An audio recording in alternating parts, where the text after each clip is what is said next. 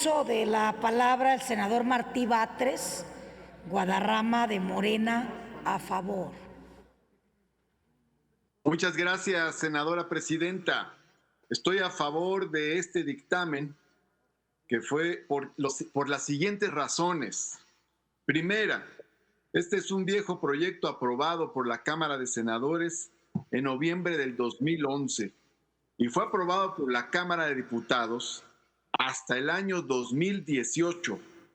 Durante casi 8 años, este concepto se mantuvo en la congeladora. Al aprobarse, se solventó con ello una omisión legislativa en la que había incurrido este Congreso General. Una vez aprobada esta ley, sin embargo, el propio titular del Ejecutivo Federal no la promulgó ni la publicó. Tuvo que ser este Senado el que ordenara la promulgación y publicación de la ley. Como es de su conocimiento, una vez publicadas se interpusieron diversas acciones de inconstitucionalidad. Muchas de ellas vinieron de las castas divinas que se enriquecieron con los presupuestos de otros poderes y órganos autónomos. Con la presente minuta son atendidos y subsanados, sin embargo, diversos planteamientos ordenados por la propia Suprema Corte de Justicia de la Nación. Esta minuta, que se traduce en el dictamen que discutimos, es congruente con la política de austeridad republicana que ha implementado el actual gobierno federal. Ahora bien, cabe señalar que en el fondo de esta discusión se encuentra, no lo olvidemos, el mandato del artículo 127 de la Constitución que establece: ningún servidor público podrá recibir remuneración por el desempeño de su función, empleo, cargo o comisión mayor a la establecida para el presidente de la República en el presupuesto correspondiente. Para nadie es un secreto que en los sexenios anteriores se dio una clara discrecionalidad al aumento de salarios estratosféricos a servidores públicos de los 3 órdenes de gobierno, de los 3 niveles de gobierno y de los órganos autónomos, mientras se mantenía un salario miserable para los trabajadores. Se dio el fenómeno del bonismo, que además de las altas remuneraciones formalmente aprobadas, se entregaban bonos también estratosféricos. Había sueldos de 200,000, 300,000, 400,000, 500,000 pesos para servidores públicos, y a eso se agregaban los sobresueldos, los bonos y otro tipo de prestaciones. Con todo eso es lo que hemos querido acabar, porque los neoliberales hablaron mucho de adelgazar al Estado, y adelgazaron al Estado en cuanto al gasto social se refiere, pero engordaron los salarios y las altas prestaciones de los servidores públicos de alto nivel. Con esta minuta se establecen reglas claras, parámetros, criterios y definiciones, como lo pidió la Corte, para generar un sistema que delimite las percepciones en el servicio público. Con esta minuta se refrenda la convicción de que las remuneraciones en el sector público no deben ser fuente de enriquecimiento de los servidores públicos. Quien quiera enriquecerse, quien quiera formar una fortuna millonaria, debe dedicarse a los negocios, no al servicio público.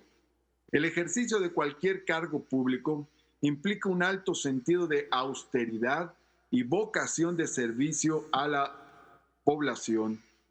Este nuevo instrumento jurídico abona a erradicar burocracias costosas.